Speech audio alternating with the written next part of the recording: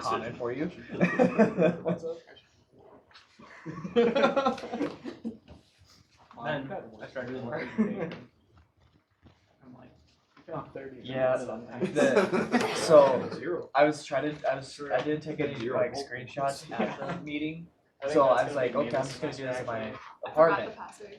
Huh? I forgot the new password. I didn't. So but as like I go on my laptop, I get onto the server and I type in the gausview, and it just says cannot connect to server. I'm like, what? Why can't I connect? Did you guys go over how to connect to like Yeah.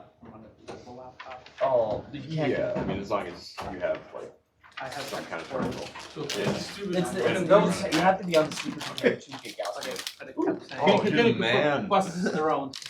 Are these 3 of them for me? What? I'm confused. Depending on your performance. One for everyone, and then see if there are leftovers.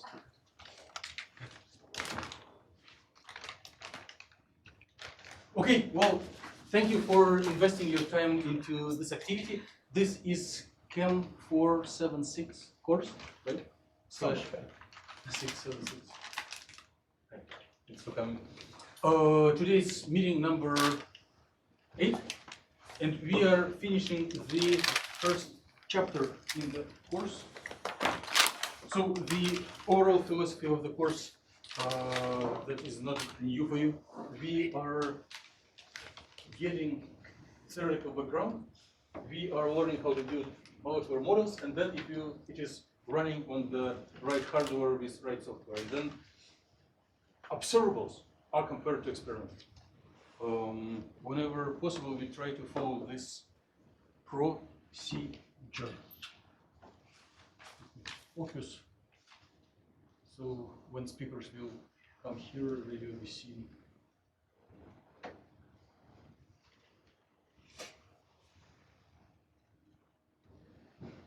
So we are at the lecture number 8, and we are finishing the subject of molecular modeling. There will be 3 more chapters: electronic structure with Hartree focus, functional theory, and excited states. The lectures are accompanied with labs where we practice practical skills, which is probably most interesting. And today there will be special session when the material is taught by students, by attendees of the class, by young talents. And the goal of today's meeting, the goal of this arrangement, is that the practical skills that we get in the lab sometimes are hard to focus on for the whole period of time. And we have elected and selected experts in each specific area, where this expert will present his or her story of success and failure, and help others to follow the success and avoid failures. So the main goal is to get practical skills in preparing atomistic models for our future investigation with electronic structure, using all facilities of supercomputing and special drawing software. Approximately, we plan on 3 minutes presentation and 3 minutes for slowly coming up, slowly coming back, and everyone is invited to ask questions and for questions. So if we follow this approximate schedule, we will be done in 1 hour. If not, so if you speak longer, it means you hold your classmates longer. In your printouts, there are more detailed list of subjects that are covered. And if you are seeing Microsoft Windows computer for the first time, we check it out. Here is the protocol, what you do when it is your time to present. So you come to the desktop, see your number and your name, click twice, and then click on this little square symbol. When you're done, you either close the presentation or send it to the background to give stage to other presenter. With this, I would like to call to the stage Alicia Roberts to tell us something about Linux and clusters. Yeah. The floor is yours. Do I have to click on here every time I want to change it, or is? Well, I mean, you have the You can just arrow click on keys. like the, yeah. Ooh. arrows. I don't know about the Oh, clicker. fancy. Alright. Alright, so what I'm going to be talking about today is distributed computing, basic Linux commands, file transferring, and job submission. So start with distributed computing is basically using a remote computer to work with your local computer to achieve a common goal. So generally, well, in our case, it's using our local computers to send a job to a supercomputer so that the supercomputer can do the computing and we can look at it on our computer so that it's not, all doing it on our one local computer. One of the benefits of it is there's no need to be near geographically, so you can do this from anywhere, so that there's no need to be connected directly to the computer. And it's more cost efficient just because multiple people can be using the same cluster. And so when all these computers work together, the whole system can be considered a cluster. So basically the computer that you're working on and also the computer that it's going to and any other computers that are working with that computer are all considered the cluster. But the main thing that's being worked on is, this having the genesis of the computer.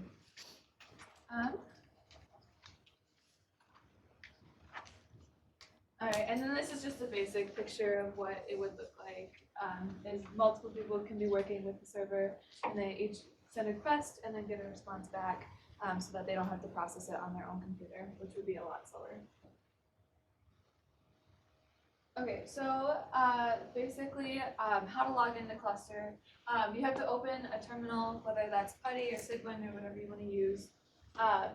And then in this, you use general Linux commands. I saw something about Unix. I don't know enough to know the difference. So I'm just going to say Linux commands, even if that's not 100% correct. I don't know what's on that. Oh, is that why? Okay, got it. Okay. Sorry. Okay, so you use the remote X connection, which will be talked about in the next presentation, so I'm not going to go too much into it. But basically, it's just a command to log into another computer. So it's like called a secure shell. I'm assuming the H comes from shell, but I'm not 100% sure. Anyways, so this would be the username, which is conveniently blocked out. And so you just use this command, and then this connects you to the cluster being accessed. So these two, the block obviously is going to stay the same, and then the hpc.usc.edu is also going to stay the same.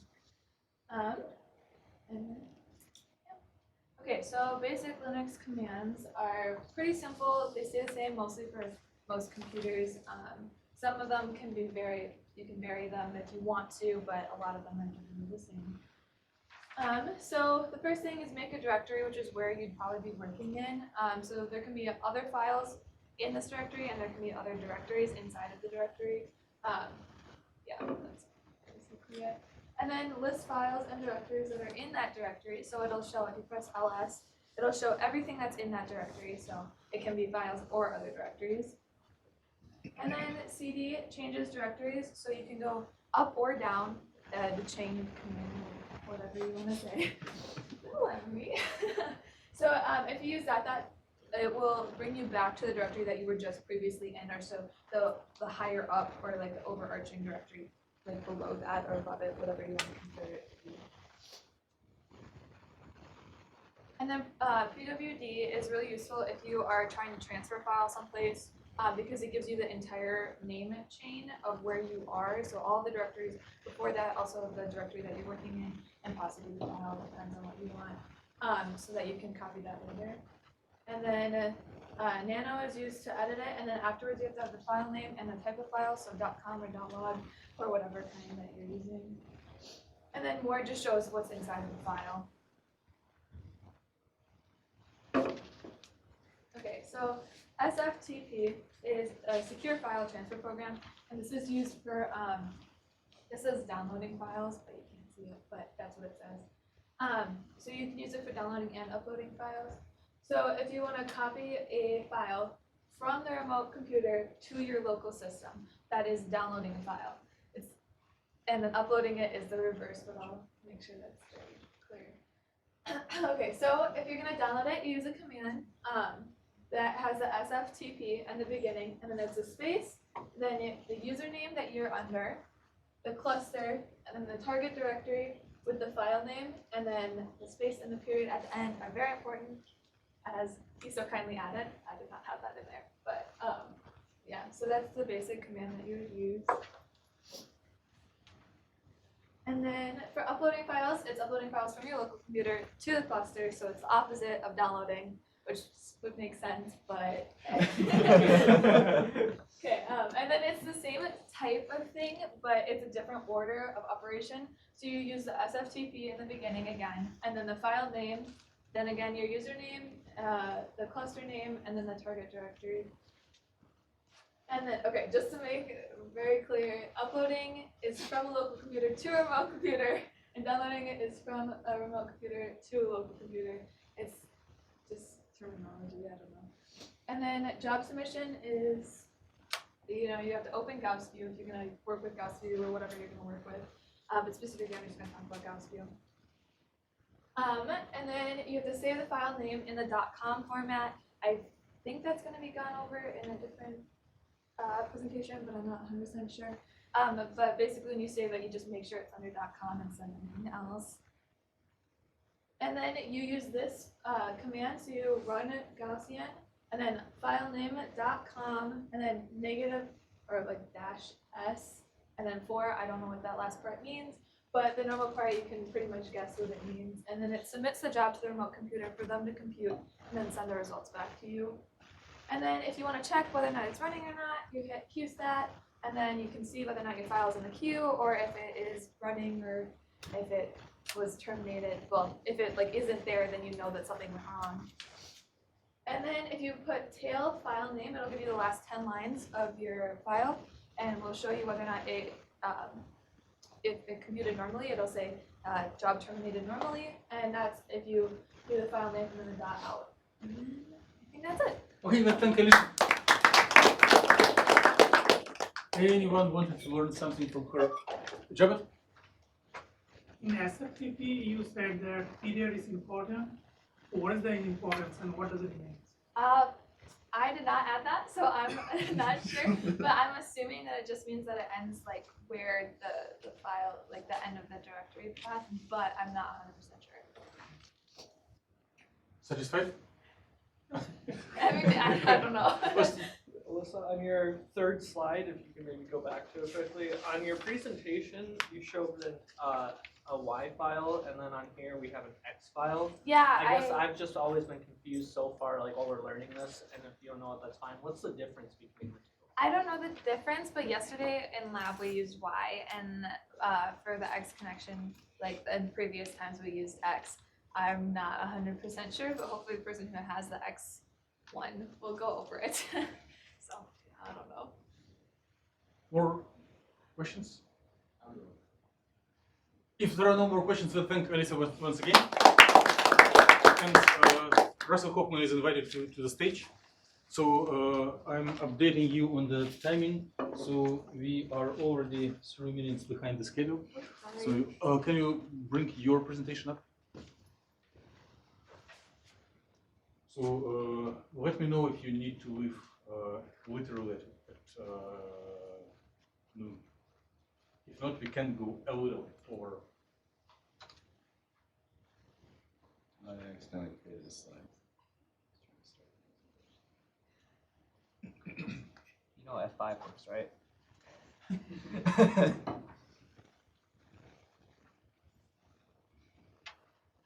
Okay, so I'm going to be first going over how to connect to the CCAST, which is the university's HPC, and then how to set up X connections, and then use a visual connection through the HPC. the blank slide. Okay, so creating a CCAST account, you'll need to go to the CCAST website, which is ccast.ndesu.edu, and it'll have on the left-hand side an apply hyperlink, which will take you to something like this here, and you'll have to input all of your information, change your title to whatever your status is at the university. You will need a faculty advisor, which can be any professor at the university, provided they agree to be your sponsor, which it doesn't cost anything to use the services. It's more so if you do something bad, then they can blame that person. Once you've done that, you'll also need to enter, or you should enter the software you want to use down here. So for this, you want to use Gaussian. One thing though, Gaussian has a separate user agreement from Gaussian, who says, or who doesn't want you to do bad things with their software. So you have to email support and tell them you want to be added to the Gaussian app group, and then they'll send you a user agreement you need to sign and send back. And please read the CCAST user policies. I just did some, or I just read through it to look for mistakes the other week. I don't know if any changes have been made, but it should be better.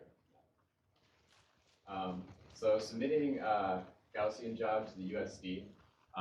For this, you will need your input file, which will be somefile.com, which you can create with the GaussView app, or if you've done it a few times, you can probably just write it yourself. So when we run jobs on the USD, we use a script. We use the run Gaussian script. So run Gaussian followed by the file name, or the file name -s, which denotes the amount of scratch space, and then you'll need a number. I believe it interprets your number as gigabytes. By default, the script will use one processor and 1 gigabyte of memory, but it allows you to use up to 24 processors and 95 gigabytes of memory. And you can modify those values by adding a header to your input file using %mproc shared followed by a number, and %memory equals a number followed by GB.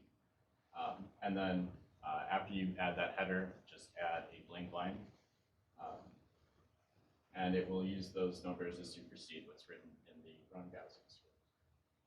I think Dr. Killen wants us to use the default.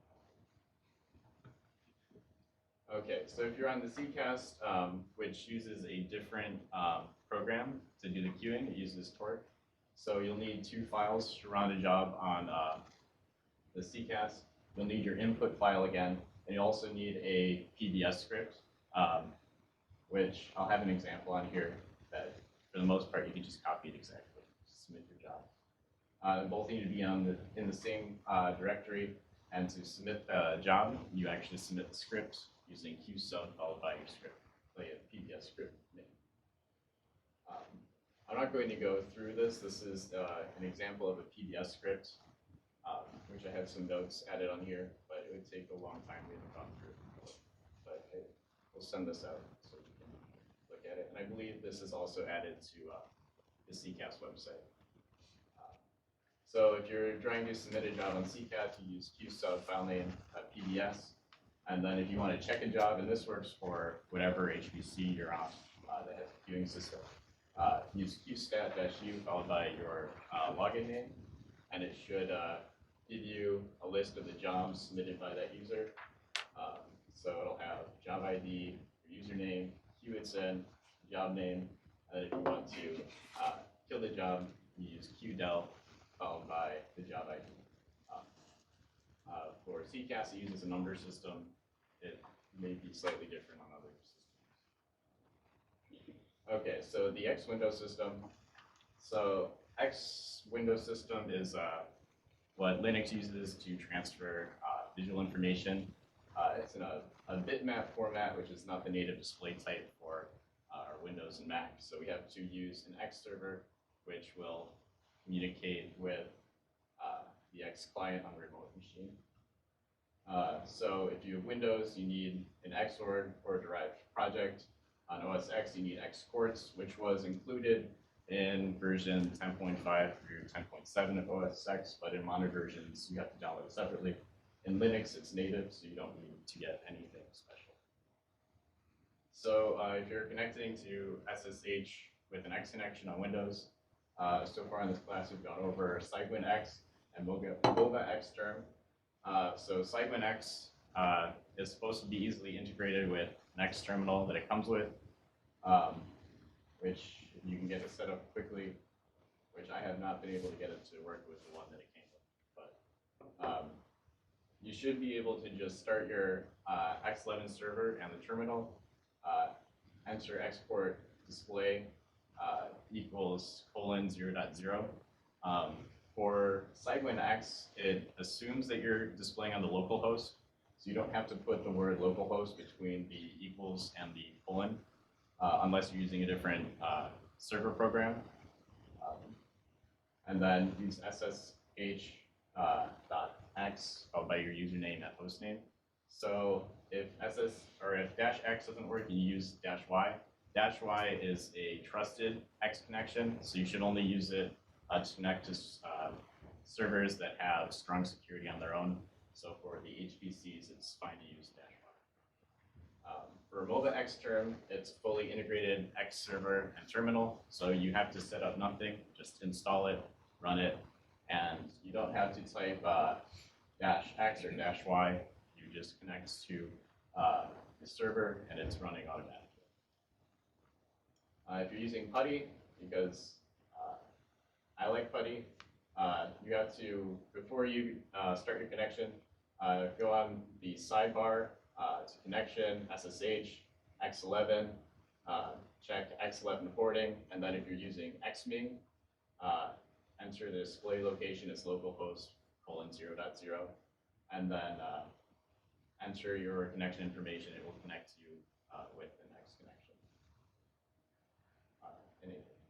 If you have Xports, which is for Mac OS or OS X, which I've only tried this once and it didn't work due to some missing libraries on this person's computer.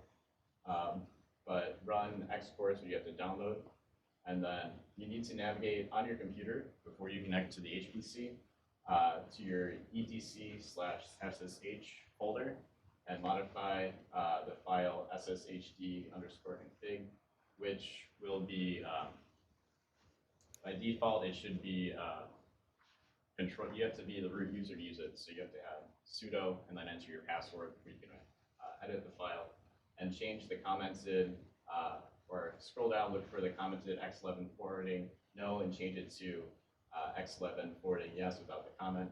Save and exit, and then enter like you would in SiteWin with SSH-y. If you're missing the libraries, I don't know how to fix them. So with the Mac, you can figure it out.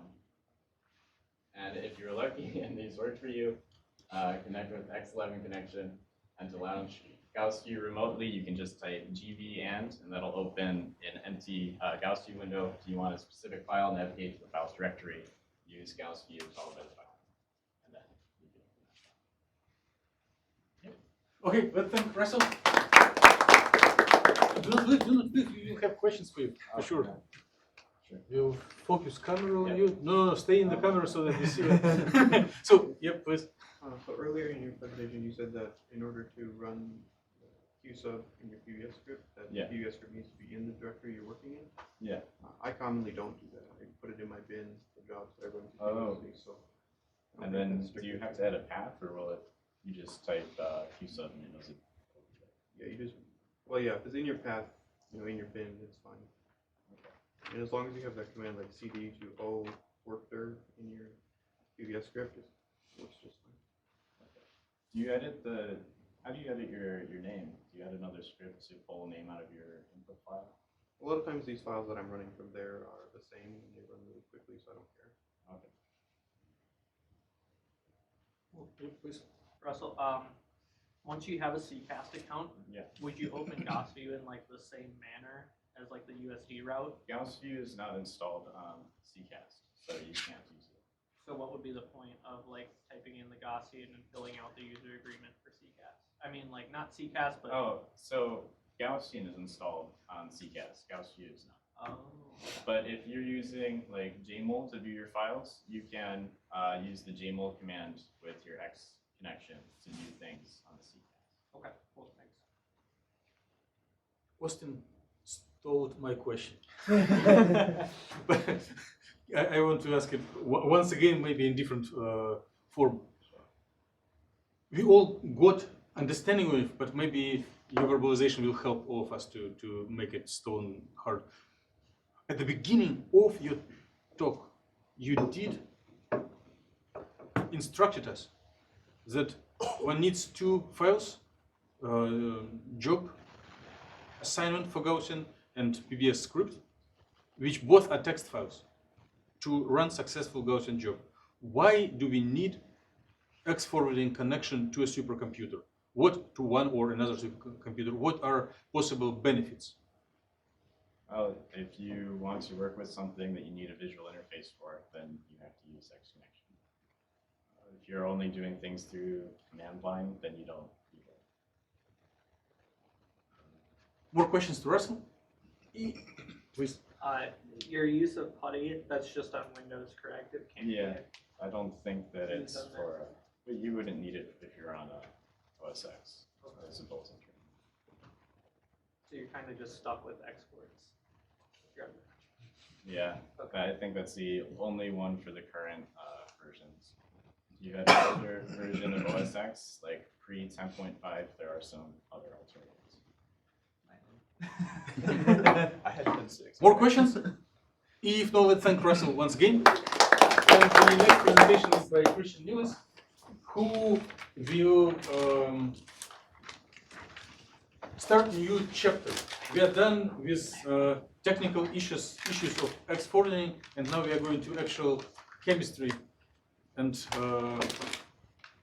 building chemical models.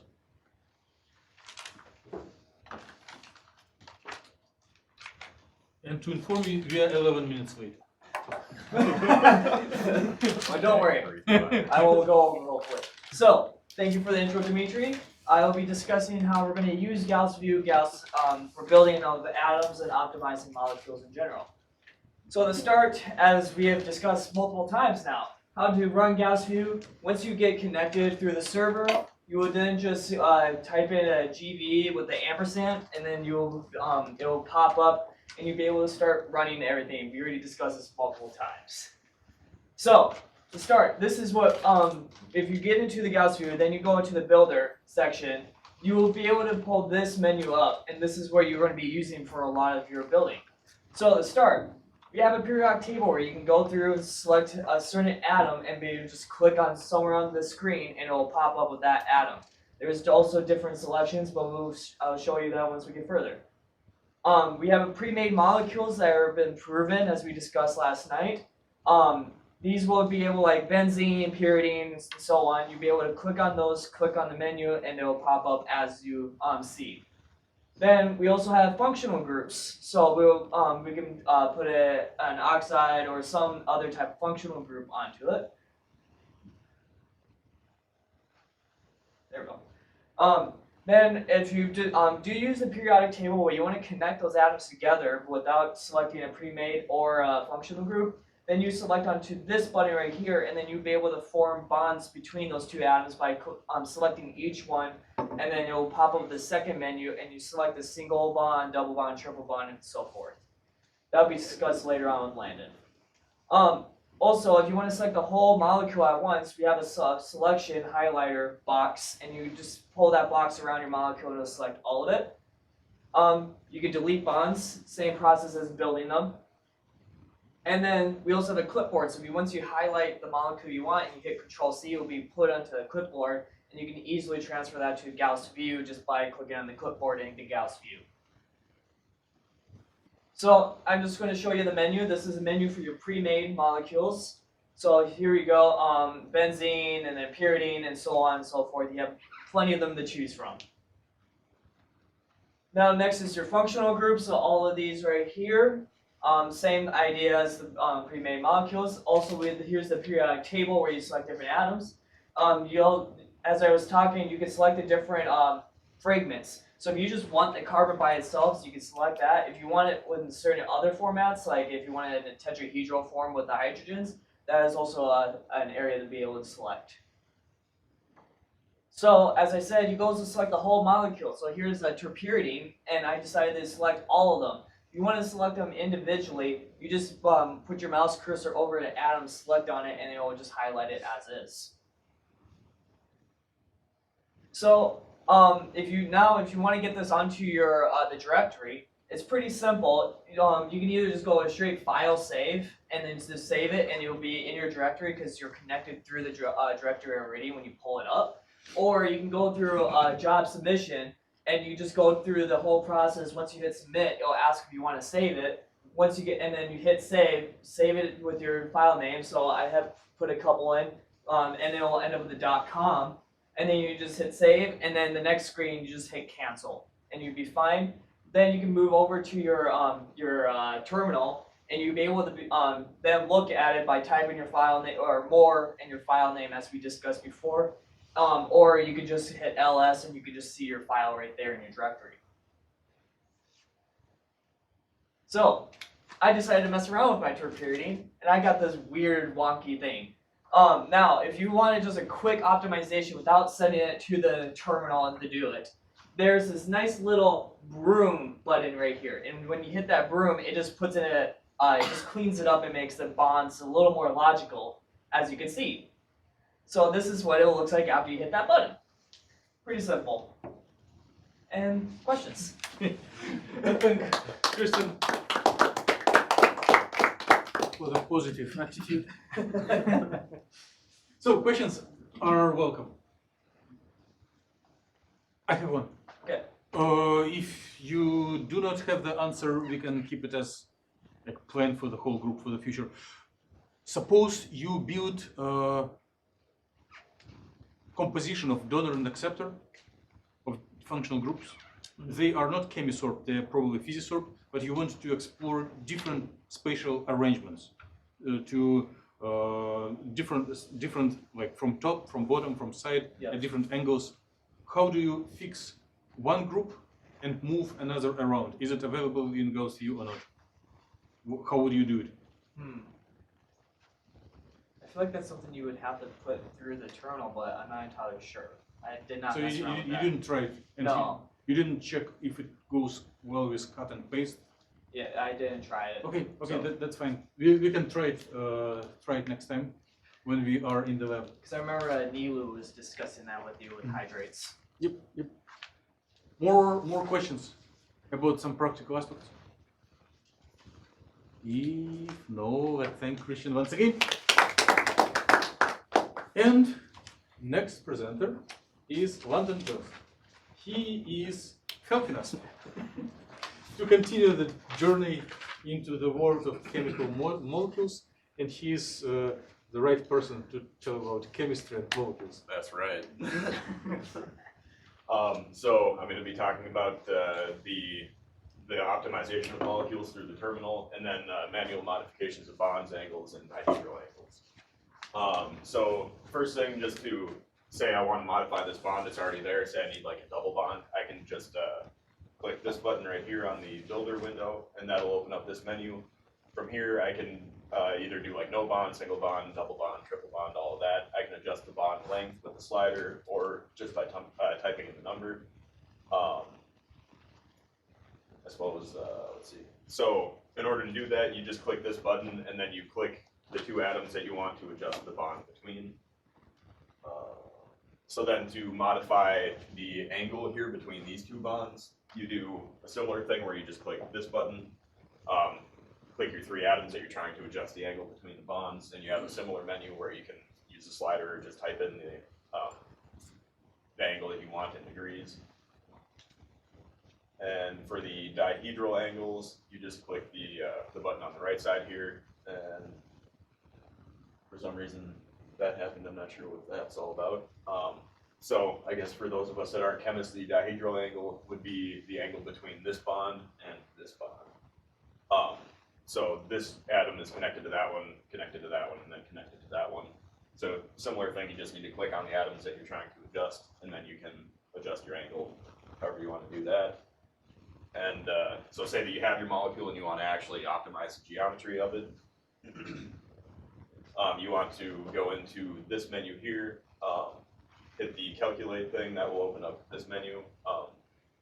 So for the job type, it's kind of blocked, you want to select optimization, and then in the methods tab here, you want to make sure that we're on mechanics, or at least that's how we were doing it. Hit submit, make sure that you save your file. And then from the terminal, you just want to do run Gaussian, your file name, the S flag, and floor. If you want to check the status in the queue, you just do qstat. That will pull all of this up. And then if you do tail and then your file name .out instead of .com or whatever it was before, then that will it will give you the last little bit of the file. And what you want to see is normal termination of that file. Otherwise, you have an issue. And that's it. Oh, let's thank London for being champion in creativity and interesting talk. Any questions to the presenter? Jabet, please. I'm just wondering, is a dihedral angle is a bond between the two angle between the two bonds? What's that? Is a dihedral angle means angle between the two bonds or something else? So as far as I understand it, the dihedral angle would be the angle between this bond and this bond. So they're separated by one bond, and it's the angle between those two. So like if I were to increase the angle, it would basically mean that I'm spinning this one out that way. I guess it's the angle between the two planes formed by this bond and the other line. It's not an angle between the two bonds. Yes, that would be true. Yeah. More questions to London about? It's not really a question, but can you go to your second or third slide? This one? Yeah, just letting people know, I did this mistake and I couldn't figure it out. But it says atom 1 and atom 2 and atom 3. If you don't have one fixed, then the entire molecule is going to rotate in a really weird way. So you got to make sure that one is fixed. Not just 1 or 2. Good to know. Not atom 2, 1. Yeah, thank you, Lisa. More questions to London about the dihedral angles? I have a question. When you optimize, I guess, a structure that, well, you have a number of carbons that have too many bonds to it. How will that work out? Because well, carbon can only have 4 bonds. You have 2 carbons, 5 bonds on them. Could you point out which ones those are, I guess? Go back to, I think. This is all the same molecule the whole way through. Right there, carbon number 3. Has 5 bonds on it. Oh, And then yeah, the it does have carbons that one right there, on that doesn't it? I didn't realize that. I did not take a screenshot of what this looked like after I optimized it, so I'm not sure if that'll actually get rid of it or not.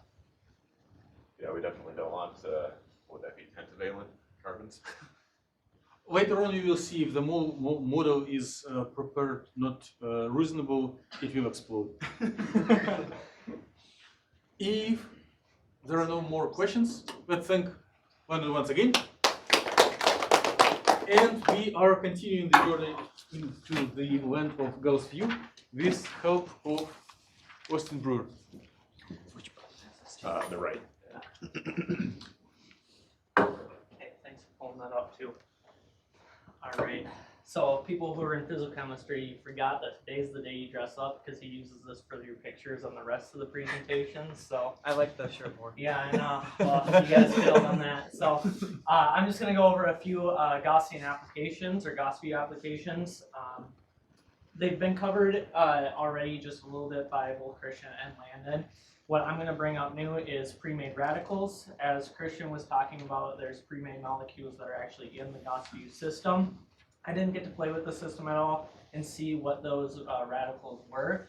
But there's in the same sense that you can check if it's a radical, or you can also create a radical in the system by actually going into that same Gaussian calculation setup that Landon was talking about and actually checking if the parameters are set up for a radical in the system. And that being specifically that it has a charge of 0 and a multiplicity of 2, which in this case would be a doublet. And that just corresponds to a single or radical electron that's in the system to having an up or down spin on it. So that's what we're looking for in radicals in gausview. So you can double check on any molecule that you put into the gausview system, just making sure it has those parameters.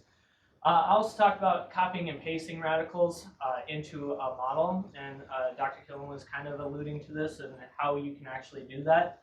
There might be different steps to actually doing it in the kind of Word file or text setting, but as far as I could read through and up on is that you can simply select the molecules that you're actually trying to copy and paste, and just simply, I mean, pretty straightforward and trivial. There's copy and paste functions that are on the gausview setup. So you select the correct molecule, and that's your radical specifically that you select, copy it, and then paste it into a different file or setup. Then you should be able to add that radical into that setup and attach it via bonds, however you see fitting.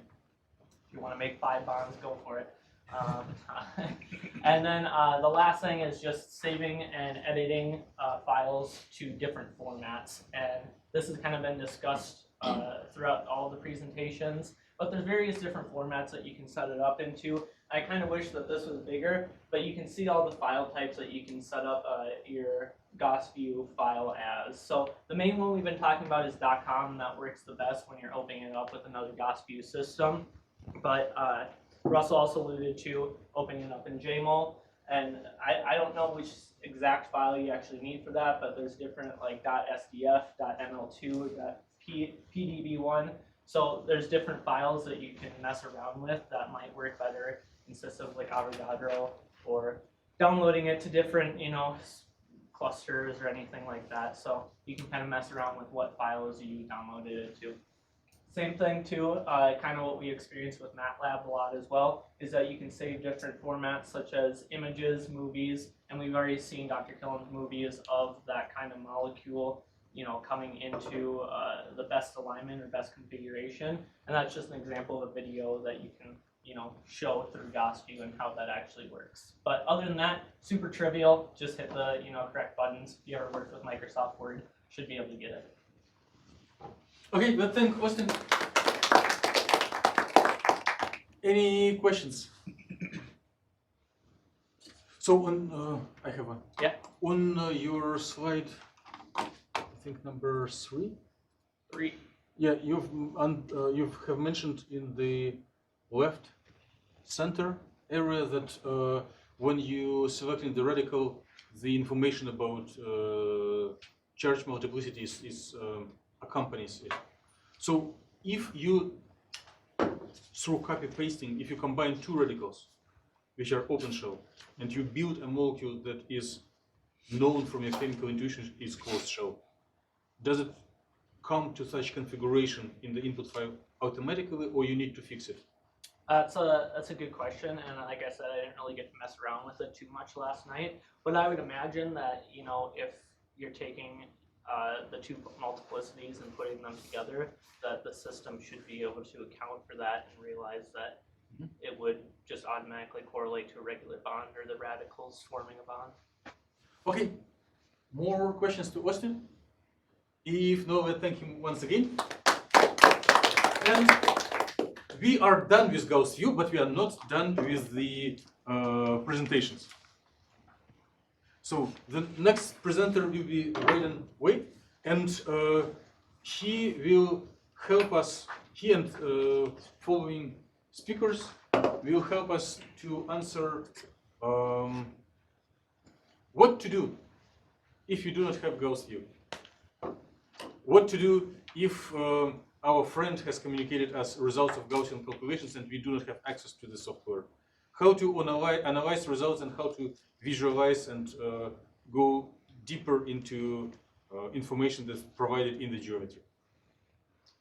All right, so of that montage of things, I will be covering the precursor step to visualizing it in other software such as Avogadro and jmol.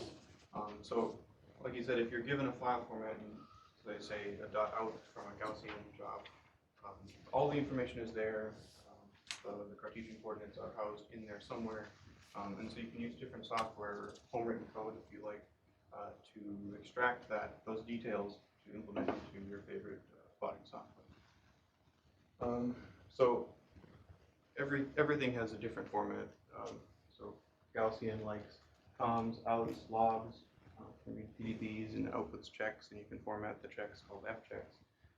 Lamps takes in its own specific thing. Microsoft Word has its own specific thing.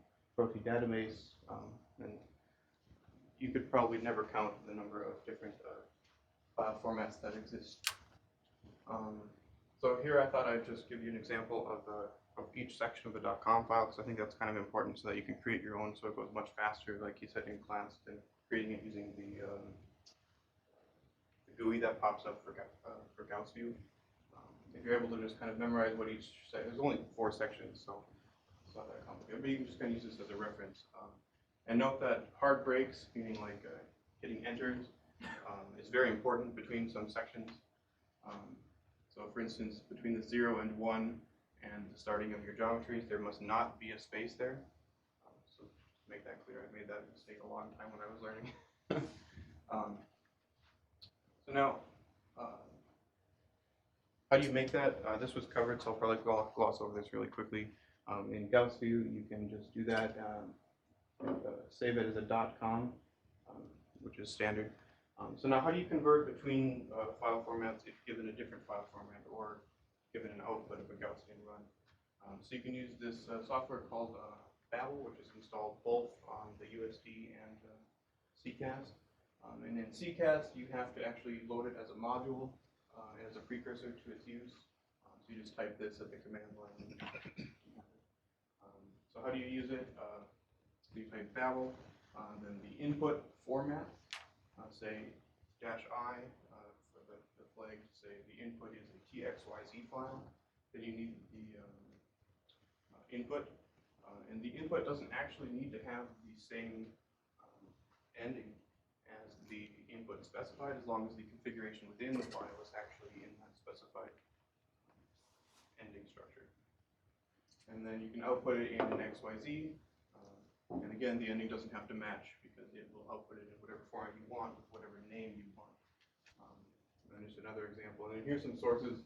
I wasn't going to list a lot of different file formats because there's a lot, but these ones have probably 100 different ones. And something that I actually like to use is called newsmat. It's a Gaussian module specifically. So you have to load Gaussian first on CCast, but it's readily usable on the USD cluster. And I like it for doing quick from the output files from Gaussian. You can get an output file and a check file that come simultaneously from a run. So you import the check file and you output XYZ. You just get a straight XYZ coordinates from the optimized geometry, which I like newsmat for that. I have it in a script that does it really quickly. And again, you can kind of read up on it. There's not as many options for different things because it's a Gaussian thing specifically, but I like it. Yeah, so that's in general options you have to convert files. Okay, that's fine. Questions to the speaker? Yeah, Jared. Do you know what is the indication of end of the input file in Gaussian? Sorry? You know, what is the, how can you say that Gaussian your input file is now end? Well, there's a hard break at the end after the geometry. That's one hard break? Well, I usually put a lot. A minimum 3 hard breaks. Yeah, just to be safe, I usually put like 5 or 10, because again, hard breaks are important and they signify kind of when sections end. So yeah, just be careful, and if you run into an error, just look at that first.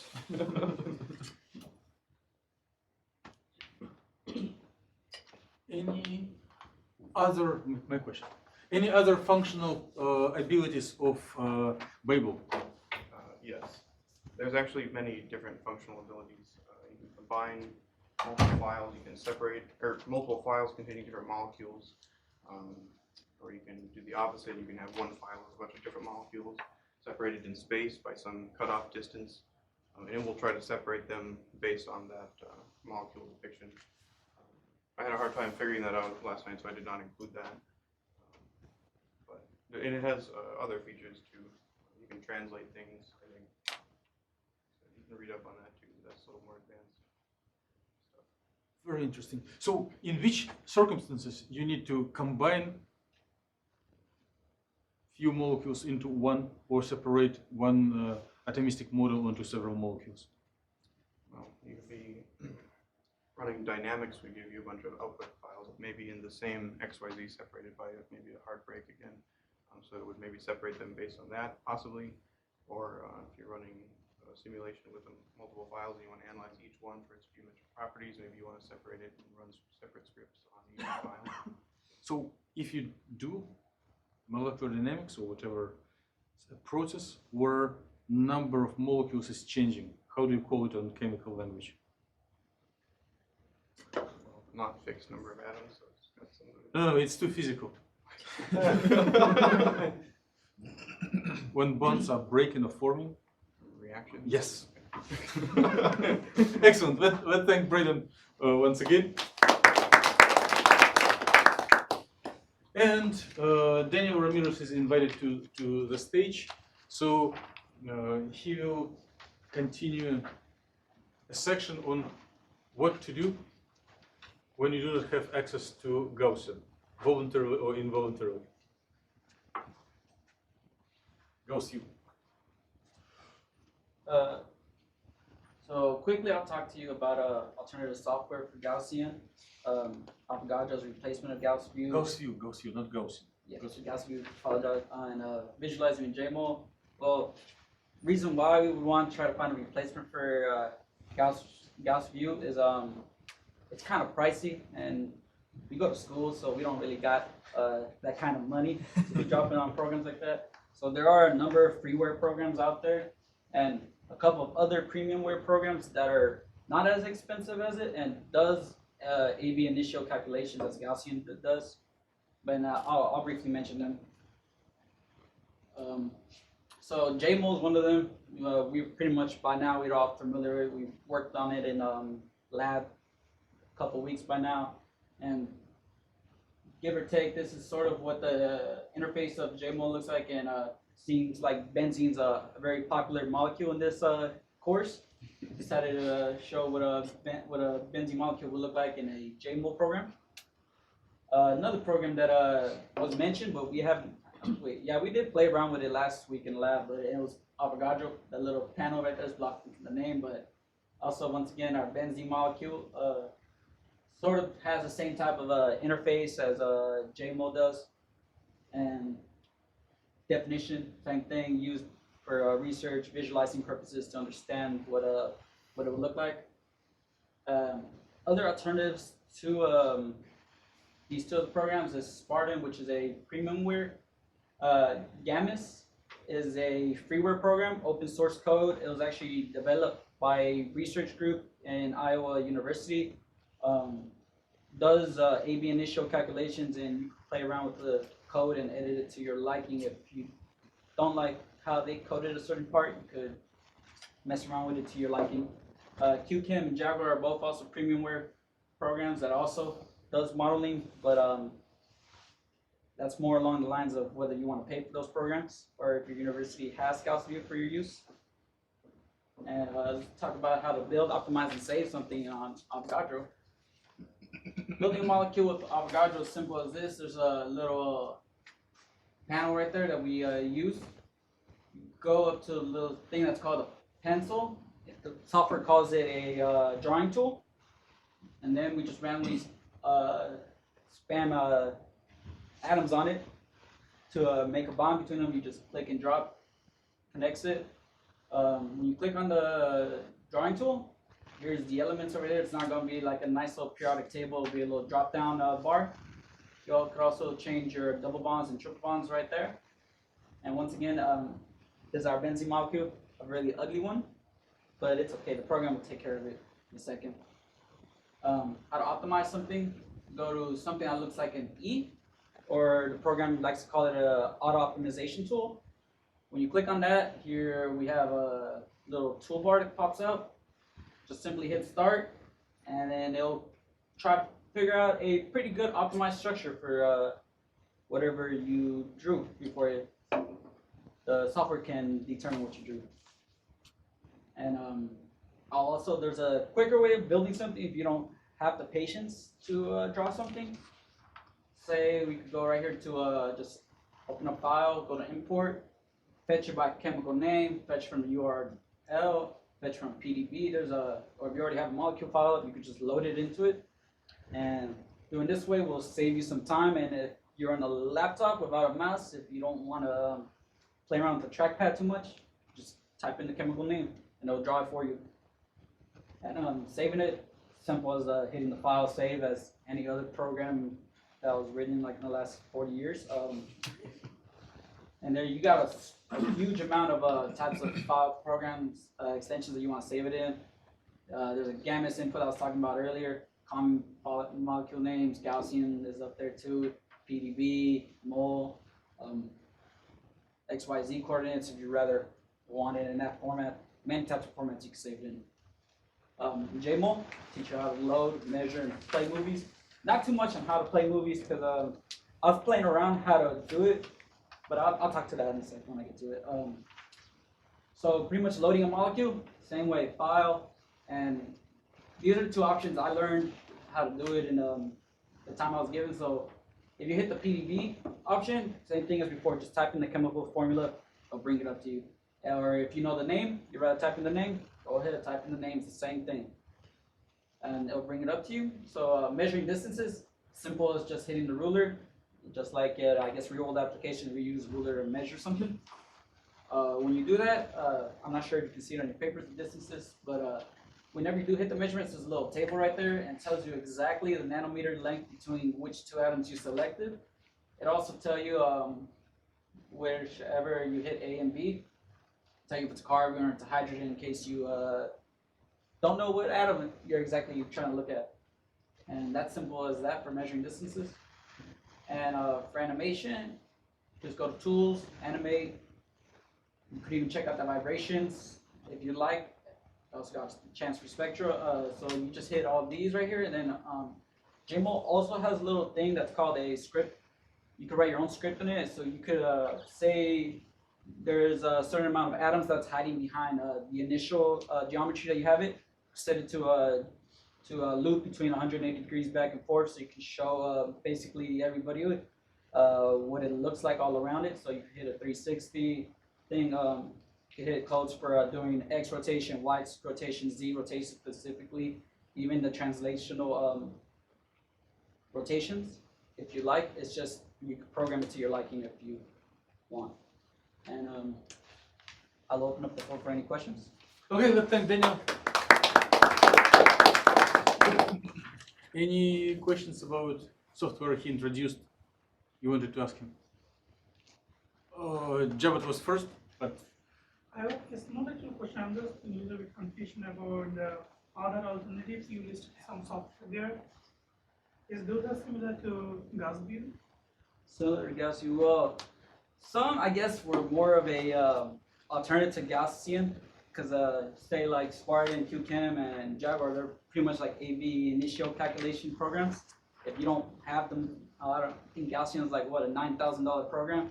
Those programs are offered. Gausview is like 80. Gausview is not that.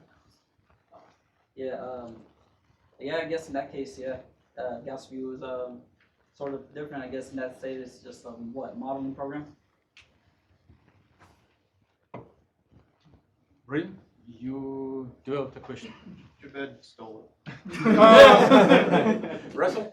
So, say you have a really information-rich output file, like say you did like a relaxed scan of a potential energy surface, where you have both lots of coordinates and also a lot of energy values for each set of structures you made. Are there any softwares other than GaussView that can display the coordinates alongside the energy values for each of the structures that you have? Well, I'm pretty sure you just like, well, say like, well, Avogadro, and you know, you had all the basically types of formats you can save the file to. You can just pretty much open it up like you would in any other program. Whatever type of file extension, whatever type of programs you like to use to look at that information, you just save it as that format. For either jmol, Avogadro, or gausview, did you mess around with it all and see if there's like a limit to like how many molecules you can put into like a file? Out of curiosity. No, I was just trying to I was trying to write my own script on how to animate something, but I ran out of time for that, so I didn't get to play with that feature. Anyone wants to comment on this? I don't know. I was just reading stuff like last night, and they said that gausview will sometimes like crash if you get. How many? I think they said like over 500. That's quite a lot. bit. Yeah. No, 500 is not too much. If you do nanoclusters, quantum dots, Right. the number of atoms ramp up very quickly as you increase diameter. It's like cube of diameter. So it'd be maybe interesting to see between the programs which one can actually handle the most. JMol will not crash at 500 for sure. More questions? Which files do you need to have in your hand to do animation? So you just take the jmol program and then you just save it as a .mlv. No. Which input file you need to feed into JMol Just the to? coordinates. I didn't get to that far. I was working on that whenever you. So you need to have coordinates at different reaction stage or different time step. Yeah. It's not one coordinate file. No. Okay. If there are no more questions, we'll thank Danny once again.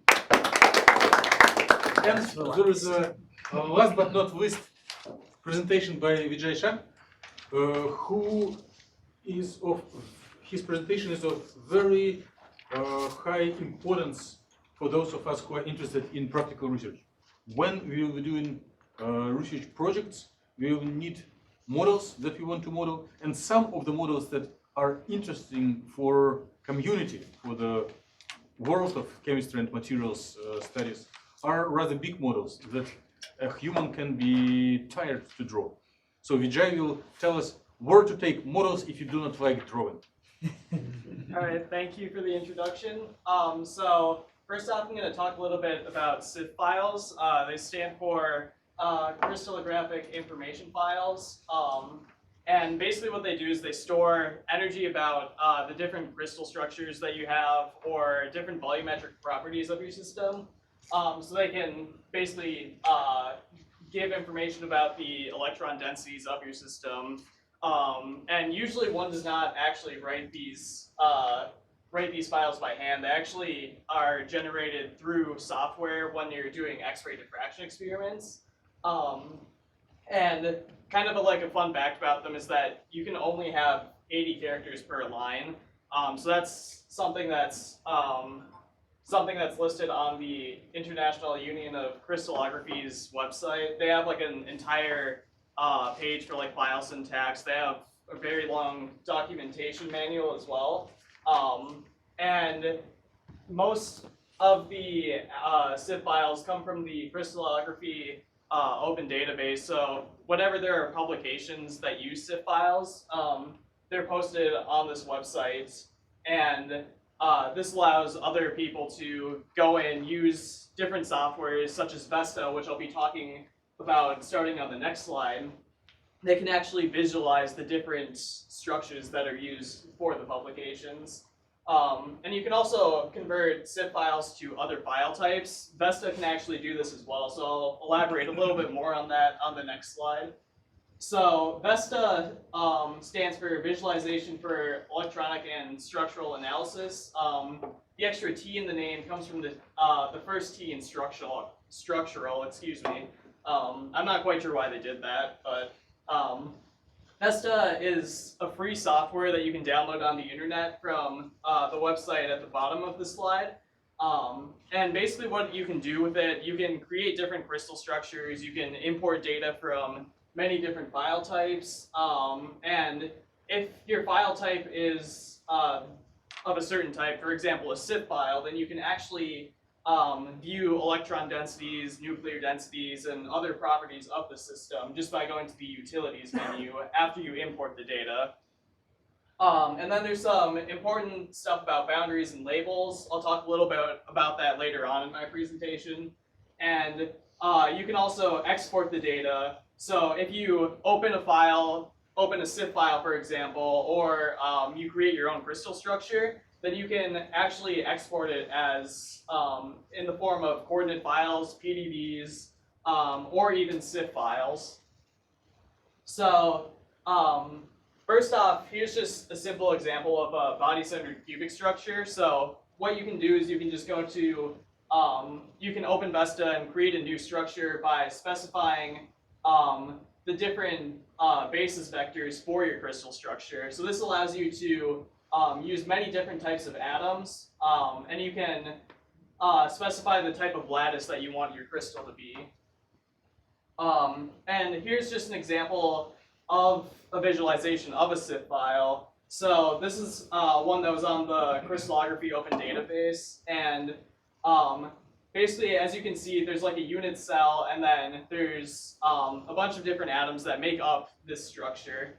So you can actually use boundaries in order to get a better visualization of the system itself. So if you just use the left-hand side of the screen where it says boundary, then you can actually change the minimum and maximum dimensions of your system. For example, the one shown, or the dimensions of the system shown in the actual figure have minimum coordinates of 0 and maximum coordinates of 1. But if we were to change all of those maximum coordinates to 0.25, then it actually just reduces down to this little part of the structure. So you can increase that as well. And I tried increasing that to 2, 3. You can go on and on. As you increase your maximum coordinates or as you decrease your minimum coordinates, the number of atoms is going to increase, and that's actually going to slow down your program.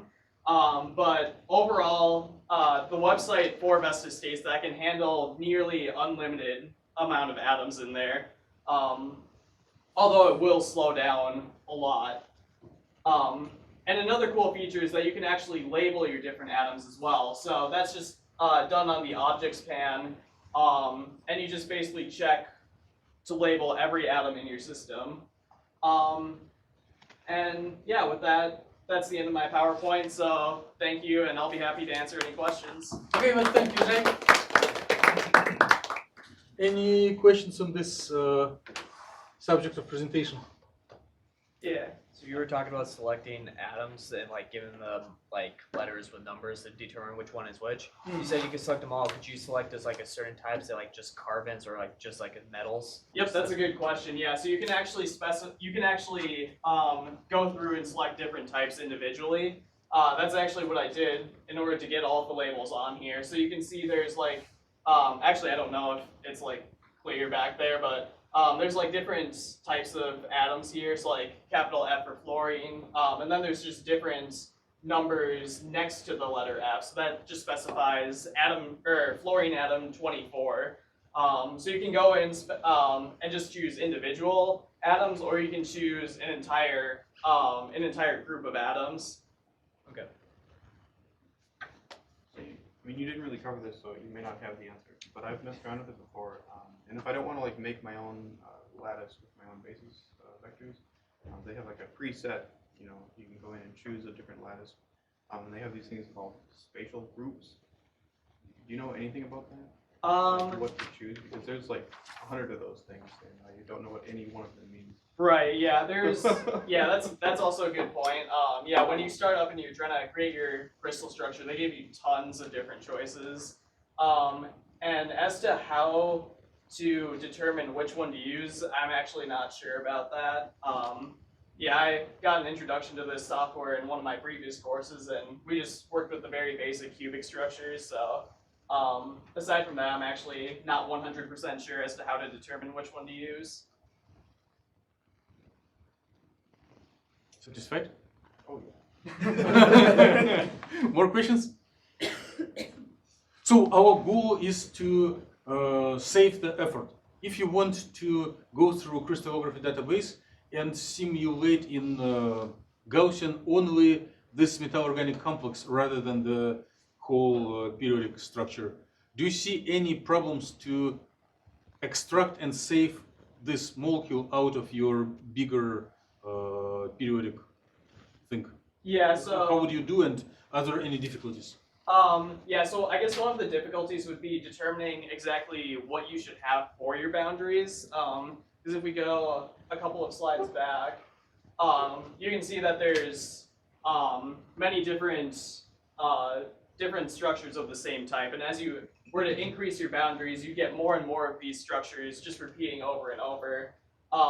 So one of the difficulties would be kind of just playing around with the boundary points in order to get the correct, I guess, amount of atoms you're looking for, the correct structure that you're looking for. And I believe that once you do that, you would be able to export just that portion of it into a file. I'm not 100% sure about that though. Okay. I have more Yeah. to ask. So it will be civil and provocative question. Why CIF files and COD database doesn't contain information for standalone molecules? Try your best. Yeah, I'm guessing because they're just easy to create, or they expect people to use other different softwares for that. VESTA No. itself- It is. This question is not to programming and software. It is a scientific, physical question. Okay. Why open crystallography database doesn't have standalone chemical molecule like fullerene or whatever you want, metal organic complex like ruthenium-3 bipyridine, but it has everything stacked in the form of this masked periodic cells. And if anyone from audience wants to help, just give sign, raise hands. Okay, so Okay. please. Yeah, whoever wants to answer. You probably have the correct answer. So my guess would be though is that if you're like trying to simulate a lattice structure, you can't have a lattice with a single molecule. Complimentary opinion. These structures are obtained through powder diffraction and stuff, so they're only obtained in its lattice structure. So that's how the information is saved, so you can compare it to your own experience. So a single crystal. Well, not powder. So is it clear for everyone? Anyone else in the audience wants to add? So this is kind of point to advertise course by Angel Ugrinov, who is rare expert in the world, and he is hired at the department, and he does the whole course about this thing. So the principle of X-ray diffractometer works only for periodic structures. There is a diffraction pattern of X-ray beam that scatters from all repeated molecules in a periodic lattice. If they're not repeated, there will be no signal. Therefore, this nice tool will work only for such molecules or structures that are possible to crystallize. Of course, it will work for any bulk, and it will work for structures that form super lattice of like one molecule, another set up at the same distances periodically. Well, thank you for inspiring the discussion and for your nice presentation. Let's thank Vijay.